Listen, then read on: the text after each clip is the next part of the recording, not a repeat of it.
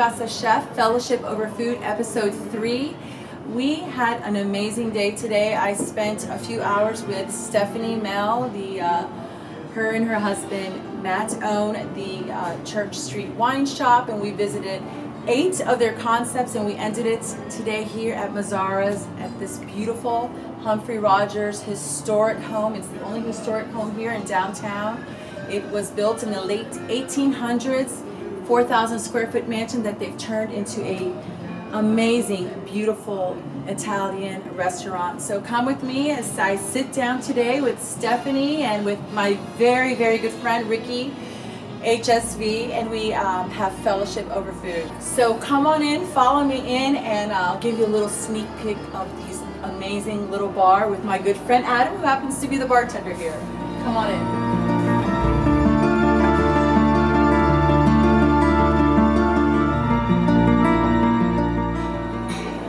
Funny story, actually. Should we tell the story? Yeah, so I met Adam in Miami. How many years ago? Over 2? About 3 or 4 now. Yeah. Met him at Kona Grill and kind of convinced him to move to Huntsville and work with me. And thank you for that. And then I found him here the other day, so it was funny. Yes. Yeah. Come and see us. Cheers, my friend. Cheers, mate. Cheers. So we're here with our general manager of Mazzaras. This is Brandon. Brandon, thank you so much for having us here today. I just want to let everybody know a little bit about Mazzaras, since it's kind of like a little kept secret. Not a lot of people know about y'all. It is. I don't want to say we're the best kept secret, but as a resident of Huntsville for 25 years, an Italian restaurant in Huntsville is a secret. So, but we are now here. We want you to come see us. So right downtown, behind Early Works Museum at 102 Gates Avenue, and I'm here every day. Oh wow. So yeah, this is mine. I'm proud. It's a beautiful house, and you gave me a beautiful tour the other day, actually. Thank you so much. You showed me some really neat pictures about that. So, thank you. It was amazing. Well, thank you. We feel very blessed to be in the house. When the opportunity arose, my favorite part was with all that Matt and Steph have done with and for the city, this makes us feel kind of like we're part of the history of Huntsville now.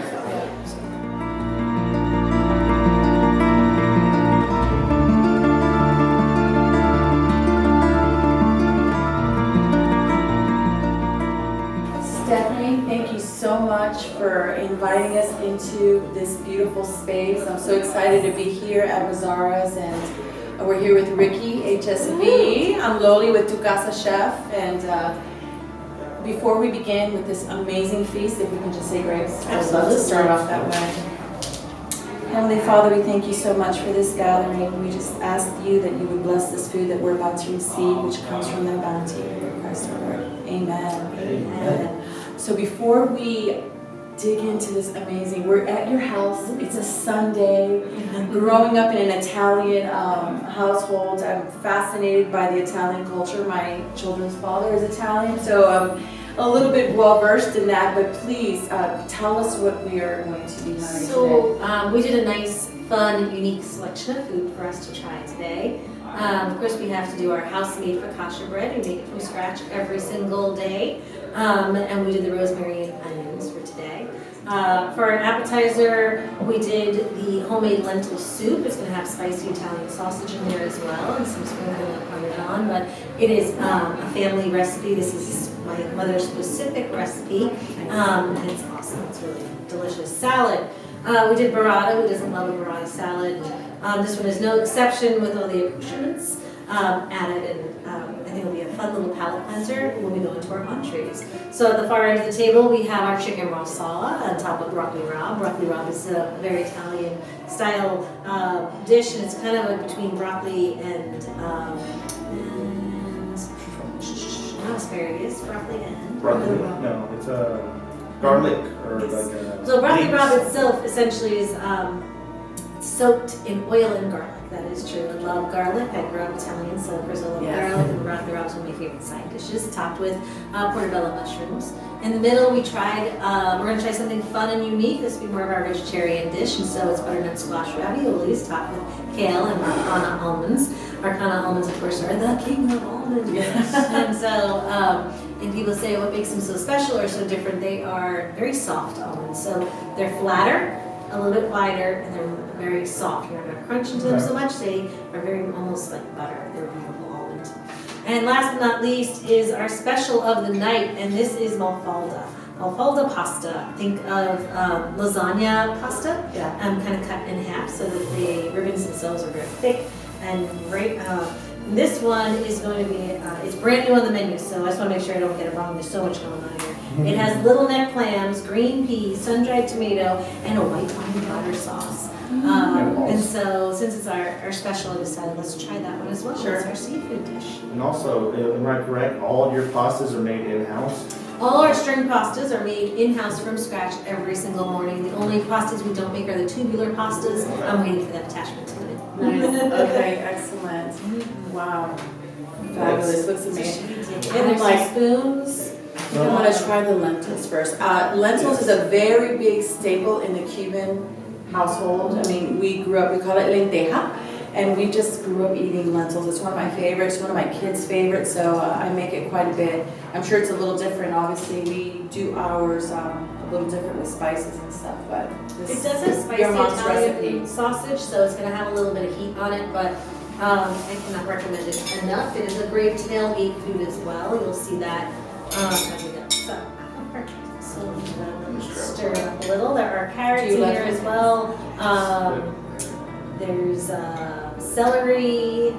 Oh my gosh, it's so good. Yeah, that's Yes. like Southern culture. You do. Thank you. Oh my gosh, I'm not even Do you, did you grow up eating lentejas?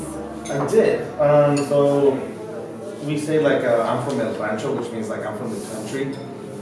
So we just eat rice and beans. Obviously, we get tired of rice and beans, but yeah. So lots of lentejas. My uncles. I remember working at Nothing But Noodles on Saturdays. Like we'd. I remember when I used to work in a restaurant, and on Saturdays we'd have like staff meal. And one of the ladies would make like a soupier lentil soup. Nothing crazy, just like bacon and jalapenos, and it's so comforting and heartwarming. Belly filling, energy. Excellent. Wow. Now, spicy sausage is kind of earthy spice to it, but it's still a little kick there.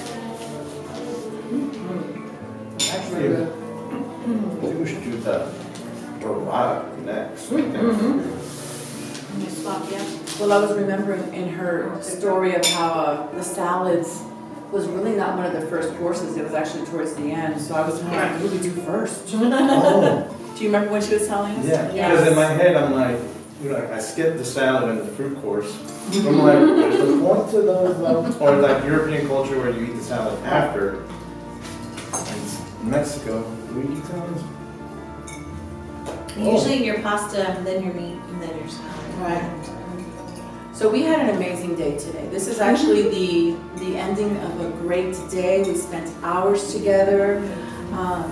Stephanie and Matt and Mel, you two, for the community of Huntsville, have just really been amazing. I've only been living here for 5 years, but I quickly heard about you all. So you've been in my radar for a few years, and it wasn't until my oldest son, Raymond, moved here from Florida, and through your connection that we were able to really meet. And the first encounter, I remember walking away being like, I feel like I'm going to be friends with her forever. Like I just felt an immediate connection. I loved your energy, your vision. I love that you're community minded, that you are into leaving a legacy. Your wine shop, which was opened over 8 years ago. Just about 8. Just about 8 years. But wait, did you know 2014. it's the first in Alabama, the state of Alabama, a wine shop. Am I right about this? It's the first wine shop that incorporated a wine bar. Okay. And so, a wine shop that had tastings to precipitate bottle sales, essentially, is how we first kind of opened it and marketed it. Right. And of course, that's everywhere, which is wonderful Yeah. to see that growth. Yeah. So the wine shop is really where it all began. That we call that the origin story. Yes. Where it all started. From there, you opened Purveyor, which is very beloved here, and that's where my son actually works, Raymond, and love the food. They were eating a few times there. It's a great concept. And that is fine dining, but casual fine dining. Yeah. So Matt and I always say, you know, we're not super fancy people, but we really like good food and we really like good service. And I don't think that would be mutually exclusive. Right. And it was probably one of the earliest casual fine dining establishments. People started to say, you know, great, I don't want to have to put on a suit and tie. I have a really good meal and really good service. And so that's kind of perpetuated itself too. So that's awesome. Right. And then today we had a great sneak peek. Yes. So this is Yeah, go actually this is actually our 7th stop. I can't wait. So it started with Church Street Wine Shop, then Purveyor, this house, we'll get to that in a little bit, Right. and then Providence's new wine shop and bar. That one's gonna look amazing. The patio out there, late night Summers, that's gonna be. It's a beautiful space. Yeah. It's such a beautiful And space. then Eleanor's, famous Eleanor's. Miss Eleanor's. Downtown, it's gonna be right, I call that like the music corner of Huntsville over on Meridian. And it's right next to Rocket Republic with that huge patio. So it's like a patio party every single night. I think that'll be like the new late night rub and pub. Like that's gonna be. It's the nicest patio in downtown Huntsville that nobody knows about. Yes. Yeah. It's big, it's beautiful, we have heaters, there's TVs, there's a bar with, I should have counted the taps, I don't even know. So beer, wine, spirits, all from Rock Republic, and food from famous Eleanor's. Right. Speaking of taps, we also visited Sea Salt, Yeah. which you guys have your 24 taps there. Also a cute little patio that nobody knows about. Yes. But Now, the sea salt is curated, those 24 taps are curated by Hannah, who is a Cicerone. A Cicerone is very similar to a sommelier for wine, but Cicerones for beer. And they are very well curated taps. She takes extremely good care. We age our beer and we tap certain beers you can't get anywhere else. She does a phenomenal job with the beer selection at Sea Salt. Wow, So if you that's are a real, I say foodie, but think beery, Yeah. then let me tell you, sea Rocket salt fuel is HSV. definitely. That is very cool. And then your catacomb, which was so intriguing to me because you opened that during the pandemic. Which, who does that? And that's just, Nobody. visionary people do that, you know, that immigrant mindset of how could we just keep moving forward and not, you know, give up and not give in to a pandemic that could shut down the whole world. We did. We opened actually in March of 2020. Yeah. We got Oh, our it was CO you or guys. certificate of occupancy the day of the shutdown. Yeah. And so when we kind of started to reopen, we pivoted that business model to a reservation only, and I doubt that will ever change. It is small. It's we only hold, I think I have a fire code of over 30. We do about 20 to 25 max, so it feels comfortable down there. And it helps me to, you know, let everybody experience that bar by having reservations so that you know there's no camping. It's kind of fun. this house is beautiful. Thank How you. did this whole project, acquiring the house, and then like, how has it evolved since you guys opened? Gosh, this should have been open so much sooner. The pandemic really put a stop to this. So this opened June of 2021. But oh gosh, I think I was supposed to open it August maybe of 2020. And this has kind of just been sitting here unused for a while. They have had different uses for it. Early Works used it for a little bit. There was some offices in here as well. But what a great piece of property, kind of sitting, I think, is very close to, if not the heart of downtown. And it just screamed that it needed new life, some love, some celebration, and the city agreed. I always think when I see spaces like this, built in the 1800s, moved twice, 4,000 square feet mansion, if these walls could talk, like what an amazing space. It's so beautiful. The concept of it just feels great, very family. It's like we're in somebody. We're at Sunday at your house. Yeah, that's exactly what it feels like, and it's a great feeling. Now I'd like to highlight a little bit about you because you 20 years in the fashion industry. You've lived in New York, in California, you've lived in Miami, and you met your husband, Matt, which we'd love to talk a little bit about him too. Sure. Okay. You met in New York, and how you have different backgrounds, and then you came together and you are just trailblazers here in Huntsville with this restaurant industry, and you're not stopping. It's just you've given us little hints that there's more to come, so that's great for us. Yesterday was Martin Luther King's holiday, and one of my favorite quotes by him is, "If you can't fly, run. If you can't run, you walk. If you can't walk, crawl. Whatever you do, don't stop. Just keep moving forward." And that's one of your mantras, is keep moving forward. I read that about you and I was just like, Martin Luther King said that. And it's true. You just keep going. You don't stop. And keep moving forward, hashtag, I started using it 2020 and have kept it through. And now I think there's tens of thousands of people hashtagging keep moving forward. Wonderful. Because I think that is the key. If people stopped you can get back, at the end of the day, it takes a lot of faith. Yes. And faith that we're going to come out of this insane pandemic. And my thought was, we're going to come out of this pandemic, right? That's going to happen. Yes. And so do I want to come out here or do I want to come out here? Right. And I could just settle and be like, okay, we're out, and now I got to get back there, and that's really hard. So instead, we just kept going like this, maybe a little slower, but sure enough, we really did open Sea Salt in 2020 as well as Yes, that's right. So we had 2 new businesses. This launched in June of 2021, and here we are. Kind of 2021 was a pandemic year as well, and I think everyone realizes that because there wasn't necessarily sickness going around, but in our industry, it was just trying to acquire goods. Price of chicken went up, the price of beef went insane. Goodness forbid we raise a menu price, right? So that's like a thing. So there was just this whole labor shortages and whatnot, but really sticking through it and saying, we're going to come out of this. Right. And when I do, and here I am now, and I'm where I want to be. Am I right where I want to be? No, I have a lot of paperwork sitting on the floor of my office that hasn't gotten done because we're just busy, and I kind of have to go back and look at that stuff. But yeah, I knew I wanted to keep moving forward, and I didn't want to stay because it would be so much harder. And if I'm in it, and I said to Matt, we're already in it to win it. We're here, we're in it.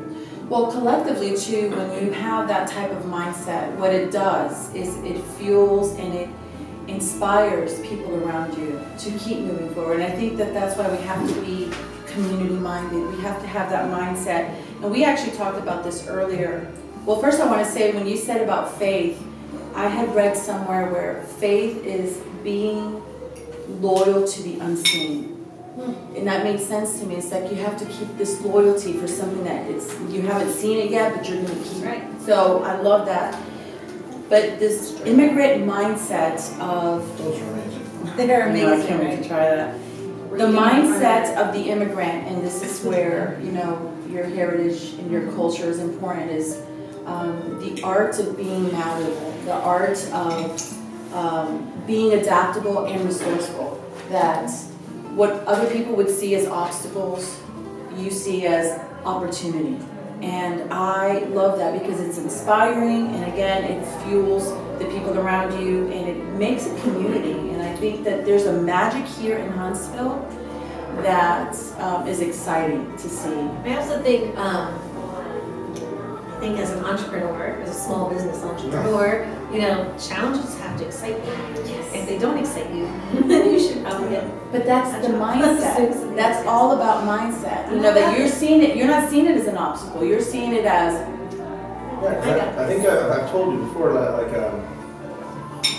you will impress me and like inspire me like personally as well. Like not only like the amount of energy, but or what you've done and all that, but like you said, the community part of it, like you're always there. And we probably run into each other like once, twice a week. And where am I? I'm usually not in one of my own businesses, right? I'm out getting a drink in another bar, I'm eating in a different restaurant, I'm out supporting whatever that other business is. I think I bought some masks from your sister, because I was out walking up with the art box. Yes. So yeah, it's good. You gotta be part of the community.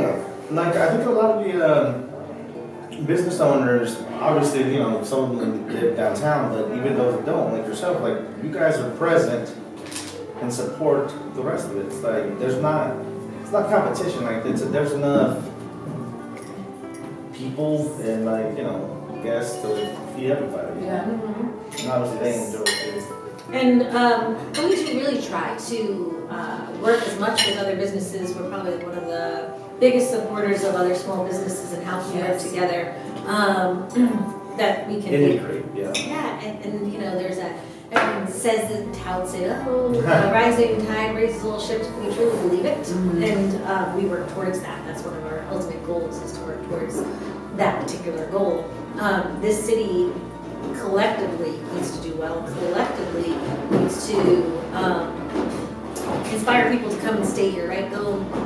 There's no more dropping your kids off at Space Camp and going to Nashville. It's now come downtown, now hang out. We all need that. We need to all collectively do a good job to secure that tourism to stay in our city. And so whatever we can do to help. And we have a great relationship with different restaurants that they call, oh my gosh, I'm out of this, I need that. Yes. They just come over. They come in the back door at Purveyor, and we hand it to them, and they're like, thanks, and vice versa. So that's the community I'm hoping we continue to build. Well, I do believe that you, with your vision, it is being achieved. I mean, it's so neat being a part of this industry. There's behind the scene battles that a lot of people don't know, because we want people to come into the restaurant and we want them to have an experience. We want them to forget about what's going on out there. So we have that kind of heartbeat right in this industry. But there's so much behind the scene that people don't realize of how we're suffering. I mean, when I look at my back of the house and I see the amount of food that's being put out for the people to have the great experience, and how exhausted it can be hours after hours being in that kitchen and grinding and stuff, and you don't want the guests to know that, because you want them to have an experience, but at the same time you're human and you're like living in two worlds at the same time.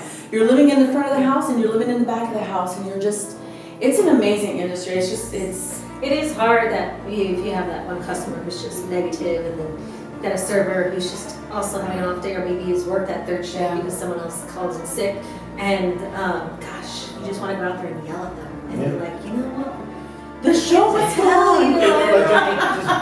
Like stop, just eat and be merry and stuff. But I will say that we've gotten a lot of compliments, especially over the pandemic, especially in 2020 and 2021, where people were like, it's a really joy to come to your restaurants, because everyone's always positive and happy. And I thought, oh gosh, I got to talk more on panels about that to other restaurants to stay positive.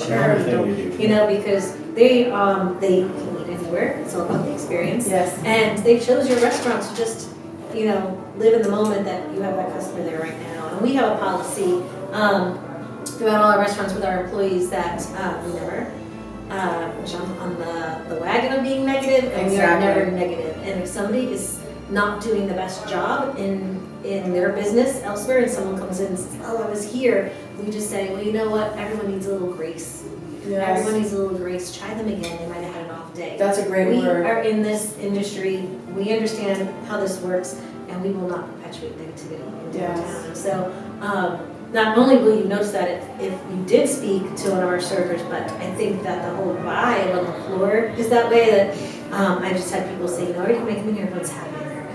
such a great positive vibe. Yes. Yeah, but you're setting the bar, you're setting the expectation of this is who we are, That's right. and this is what we want to do, and so I think that is important, and once you set that standard, it's what's expected, you know, so, I love it. yeah, I do too. How are we enjoying the food so It's far? amazing. The almonds on the, or like, The almonds on the raviolis? yes, and like, they're pumpkin, So right? much flavor, yes. Mhm. It's yeah, that was my favorite food. Well, this was my favorite.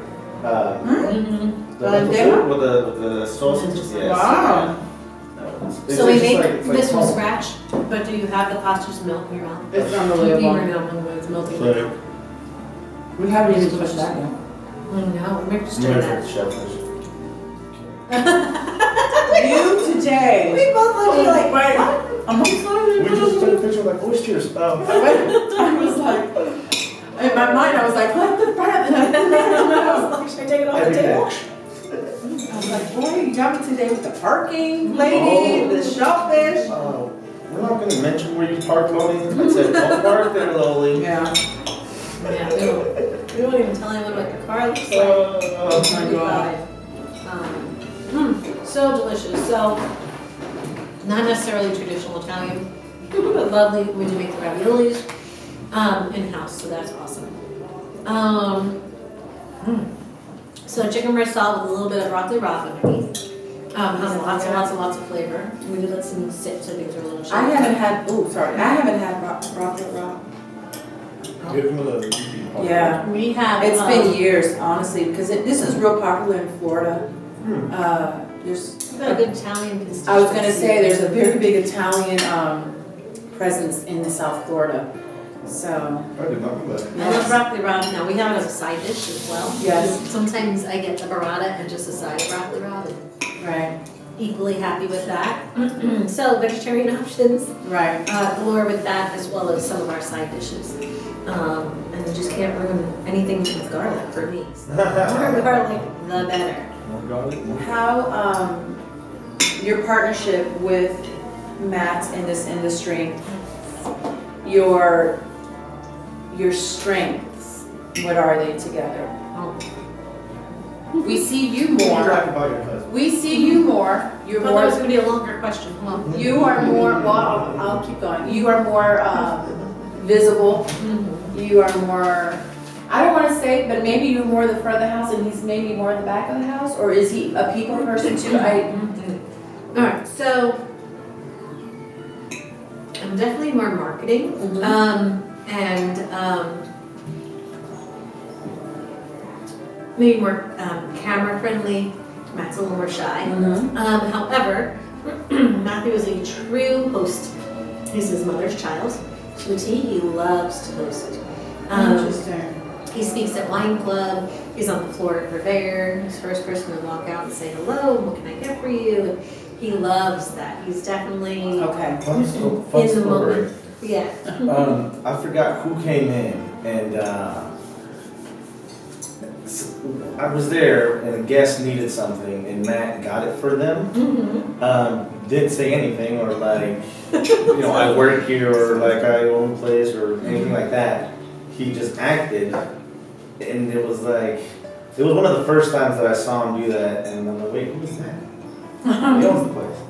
I'm like, he's not like, hey, I own this place. It's just like, I'm here to serve whatever it is that it takes to serve a guest. He did it. And I was like, these are good people. Yeah. Yeah, and it's funny because I'll have people, it's the wine shop probably more so, oh, do you work here? Yes, I do. Oh, yeah. What do you do? I pour wine. Yes, okay, so yeah, things like that, yes. I pour wine for a Yeah, living. Oh, yeah. okay, ask me a question, I'll give them a glass of wine. And I think that's all they need to know. That's all they need to know. Yeah. We're here to make sure that you have everything you need and we're having the Yes. best The experience. same as everybody else in that building. Right. Yeah. And Matt's the first guy who jumps in the dish pit. Yeah. When the kitchen's going under, we're out somewhere, he'll go in there and he does dish. Right. I've hostess at Purveyor multiple times when we've had lack of staff. I am a terrible hostess, but it is the job I can do. Well, I choose all of the systems. So our POS, Resi, which is our reservation system. I choose it, I train it, I make sure it does everything I want it to do, and then I think I hit a delete button. I forget how to do it. Yeah, so I'll go and I'll hostess, and I have to tell the hostesses all the time, I'm like, this is your show, and I'm here to help. You need 2 people. I will walk the tickets to the servers. I'll walk the customers to the table. Yeah. But you have to tell me what to do. Yeah. Because you do this every day, and I mean, I've done it. But in the beginning, they're very shy. They're young, and they're obviously working with the owner, who's literally standing there going, "What to do? What next? What next?" Right. And so they're like, "Okay." And after the first even half hour of being busy, it's just a machine. They're like, "Here's your ticket." One, Yeah. "Okay, got it." And then they realize. There is no ego here. Yeah. We are all in it together. Right. We are all running the same show. We all want the same results. Right. And we're all willing to put in the work to do it. Like And the- so, Speaking of the ego part, so obviously most of my memories are from Purveyor from the time that I worked there, but the chef coats, there's no names on them. Well, there wasn't, but it's like, because it doesn't matter. Like, if somebody has to wash dishes have to get washed. It's like, doesn't matter titles or anything like that. Mhm. Like, you'll never see a name tag or a title on or Stephanie. It's just, we're all people, we're here to serve, and we're here to eat, have a great time. Oh. fact, Have fellowship over food. that's Well, that's what I wanted to actually end with. Like, what does it means something to everybody, right? What does fellowship over food mean to you? Like when you hear that phrase, fellowship over food. I really think it just means coming together and like-minded people enjoying like-minded things. We all like food. We're from different backgrounds. Yes. Italian, Irish, and Cuban, and Mexican. But what do we have in common? We really like food. Lentils. We really like lentils. The gathering. Lentils. We like to come together. We can all sit at a table. We're about different ages. He's never been to New York. I've never been to New York. Oh, Yes. Yeah. I'm born and raised New Yorker. So be able to sit at a table, relax, hang out, have some food, and great conversation. I think that's what fellowship over food is. It's a taking of different backgrounds and different people and putting it together and making it cohesive and interesting.